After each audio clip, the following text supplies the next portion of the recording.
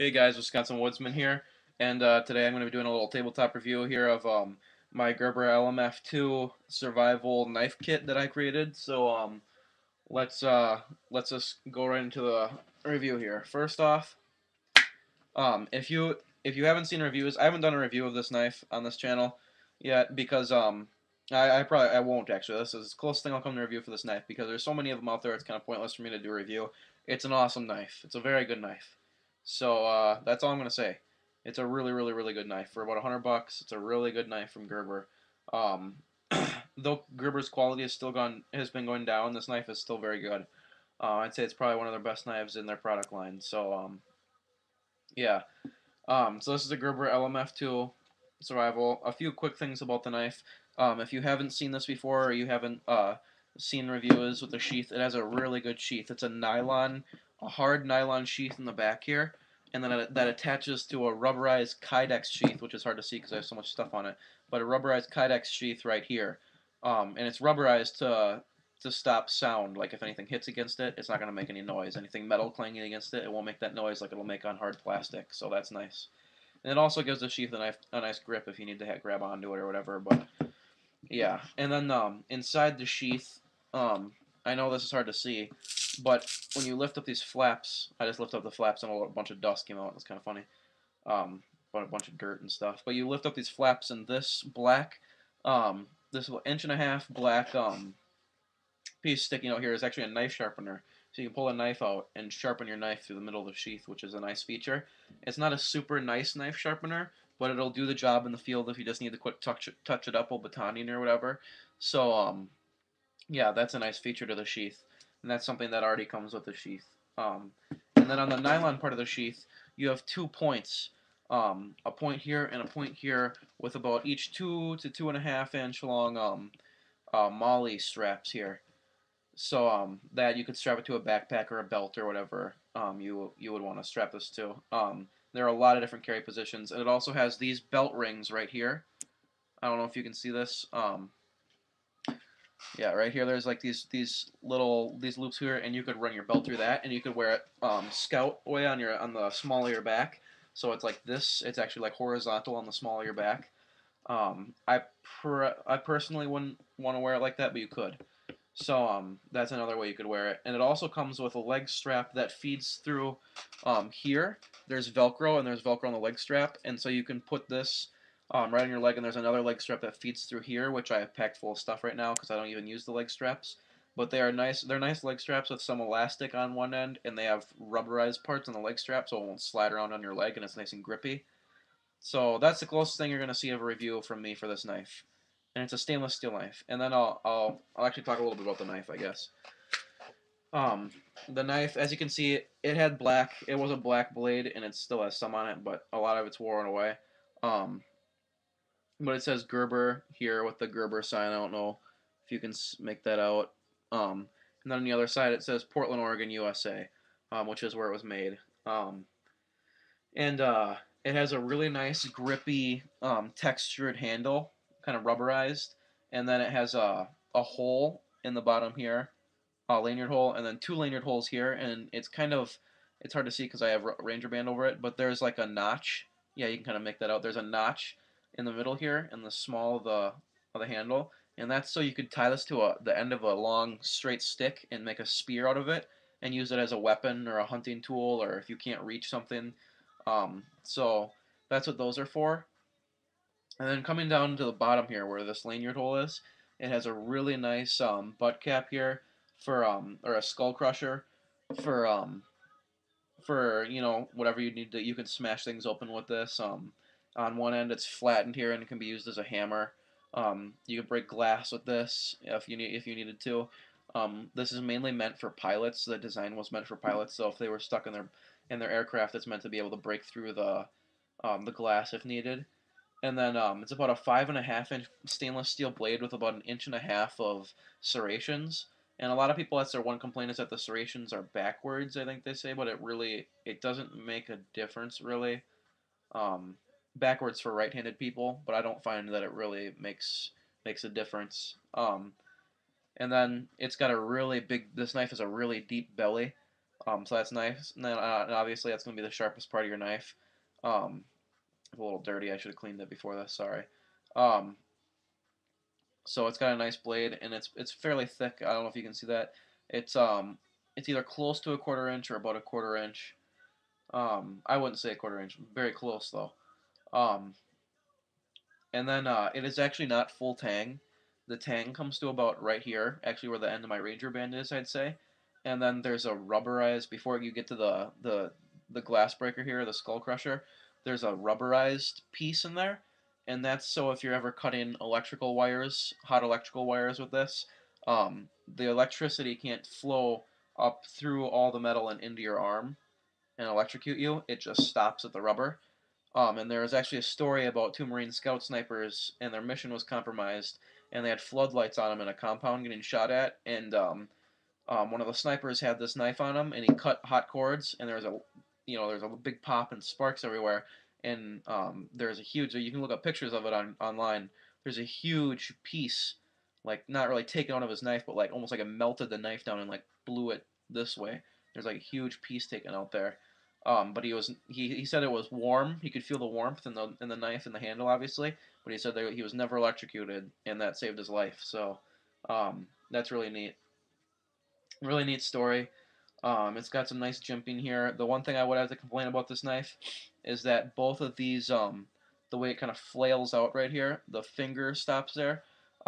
They're just that rubber. It's just like thick rubber, and mine's not doing it too bad. It is a little bit down here, but it wears away over time from what I've seen from other people's, and I've actually seen people's knives where it wears away completely, and they have to send it in and get a new knife. So yeah, this is the Gerber LMF 2 survival, and this is a tan version, obviously. And to start off my kit, I put on Ranger Band right here on the handle, just because it doesn't affect my grip at all. You can't even hardly tell it's there. I mean, it doesn't help with the grip of the knife, but it's just extra Ranger Band to have in my kit in case I need to replace Ranger Band on here. So that's what this is for. So yeah, that's the knife, and the sheath also has a really nice locking system. It has buttons that you can button around the knife, but I just button those back behind the sheath because you honestly don't need it. Like listen to this. The knife isn't in all the way yet. When you hear this, did you hear that pop? That's in there good. Like you really have to pull to get it out. So, you're not going to be losing that. You could wear this upside down. You could wear this knife upside down without the buttons and never have to worry about it falling out. Has a really nice locking system. I really like it. So that's the knife and the sheath, and then next we'll go on to the things I've added onto the sheath. And I suppose we'll start from the bottom here. I added three daisy chain braids of paracord onto the bottom, and they're each about 3 foot long when they come undone, like 3 to 5 feet long in between there. I didn't measure them out exactly. So that's good for cordage, obviously, and different things like that. And so yeah, well, yeah, it's just cordage, extra cordage on the blade there. So that's the first thing I added. And moving up, and I'll probably take some of the stuff off as we go. We have this big pouch. I can take this off and get out of the way, so I'll do this first. You have this big pouch, but hold on here. Let me get the pouch off. The pouch is actually for a radio, but I always put my multi-tool in here. And currently my Gerber suspension multi-tool, which I would recommend if you just need it for a job, like you're a construction worker or something, and you need it just for I don't know, just for small tasks. But for what I use it for, it's too weak, and I've actually broke it, and I'll show you that. I've broken it, and I'll show you that in just a little bit here when I take it out, and I have to send it in. But I was just cutting through a wire with it, not real thick wire, and it broke. I was cutting a lot of wire with it at the time, but it wasn't real thick, and it just broke, and I'm kind of disappointed. But I do want to I'm thinking about getting a Leatherman core or something like that, so to replace it. But inside this pouch, when we open it up, I obviously have my multi-tool, and this is, like I said, the Gerber suspension. And I don't know if you can pick this up on the camera. Well, let me move the light so you have more lighting. But it's like, can you see that? It's completely like, yeah, this is completely almost falling off. So yeah, that's what happened to the Gerber suspension. I was cutting wires with it, or wire with it, and it broke. So I'm gonna have to send that in, and I'm probably gonna stop using this in kits like this. I'm probably gonna get a nicer Leatherman core and start using something like that. So that's the one thing I do have on the outside of this kit, though. And then inside that, I have a reflective signal mirror. Um, and it's not. I don't know if you're getting any of that. It's not real reflective right now because I have like a plastic baggie over it to stop the screen from getting scratched. But it's just a mini rescue flash signal mirror by Adventure Medical Kits. Um, so I got that on there. And then inside here, the last thing I have in here is just a little mini button compass, and it works. I've kind of calibrated it with other compasses and tested it next to other compasses, and it works very well. So yeah, just a little button compass, and that's just everything I have in this little pouch: the multi-tool, the mirror, and the compass. So let me move these things aside. Now get into the rest of the knife. Um, Here now you can see the sheath a little bit better, the original sheath. But I have a Ranger band around here, as you can see. And that Ranger band is what it's doing is it's holding things down kind of back here a little bit tighter. And what I did was I used these Molly buckles here to my advantage, and I put things inside it and held it down with it. So we'll open it up, and you can see I got a couple things in there. I have a different knife sharpener. I prefer to use this one. It's just a diamond stick. It's a Gerber diamond stick, and it has a flat end and then the two round ends.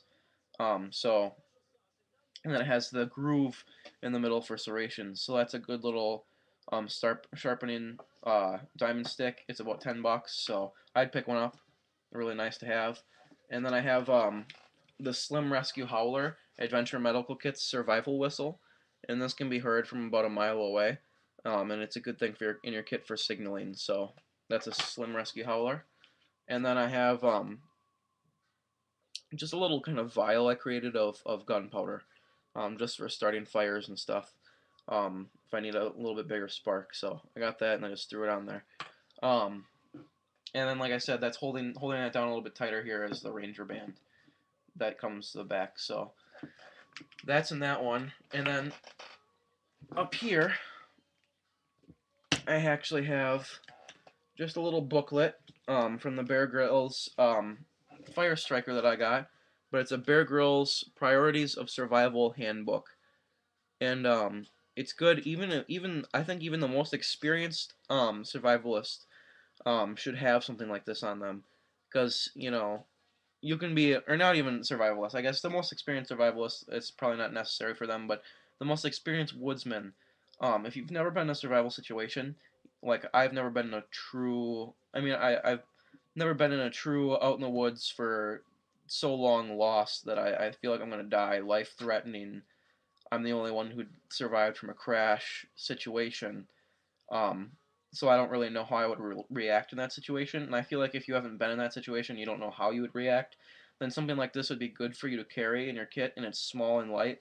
And I say that because it goes over, it's waterproof, and it goes over not only the priorities of shelter and fire and equipment, but it goes over the priorities of your mental state in a survival situation right after the accident or incident that caused you to be in the situation. So it reminds you to stay calm pretty much, and I think that that's a good thing to have in your kit. So yeah, that's the Bear Grylls priority of survival thing there. And then coming in here, there's a hold on, let me move the Ranger band out of the way. You can see the little piece of black there. This is the splitting in the nylon where you can shove that leg strap through. And what I put in here, sorry, this stuff is actually kind of hard to get out sometimes. What I put in here is a uh, um, I don't know how many feet. I'd say maybe 25 feet or something. It's quite a bit of electrical tape.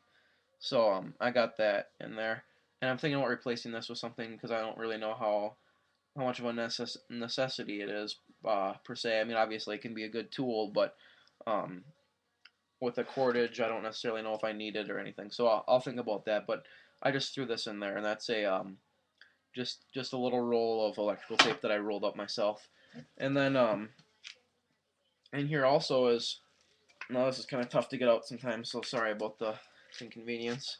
But I have a 4 little light my fire, I believe they're called, tinder bundles. So I just got that in there for also striking a fire. And speaking of that, that's empty. So I will move up to my fire starter, which is a Coglin's fire striker. And some people don't. I don't think they like or they don't get the Coglins because they feel like it's really cheap and chintzy. They're about $4 or $5 at a Fleet Farm or Walmart. But I have my Coglins on here and it works very well. I've had it